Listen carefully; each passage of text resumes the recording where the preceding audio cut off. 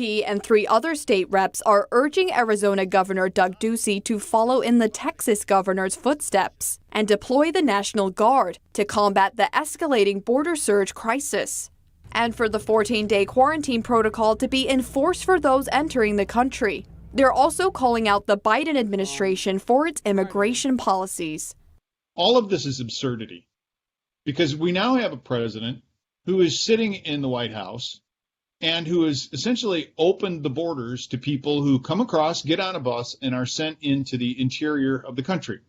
They're not all staying in Arizona, but they are crossing our border.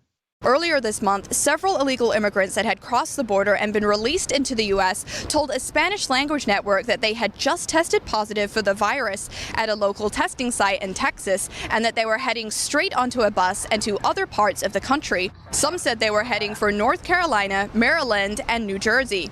Representative Fincham says this is especially devastating for those who have lost their businesses and livelihoods during the pandemic, as well as putting those who are most vulnerable at risk.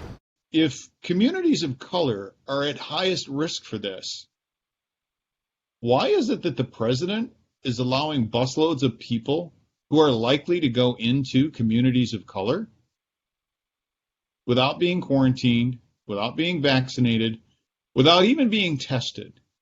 What's up with that? In the Arizona border town of San Luis, nonprofits dedicated to helping asylum seekers are running out of resources and shelters. Farmers Without Borders told ABC5 they're calling on churches and community centers for more help, but many are closed due to the pandemic. And they aren't the only ones calling for help. The Department of Homeland Security is calling on volunteers from within its agencies to assist with the border. On Monday, activating the Volunteer Task Force to help with what the DHS Secretary is calling the overwhelming surge at the border. Grace Coulter, NTD News, New York.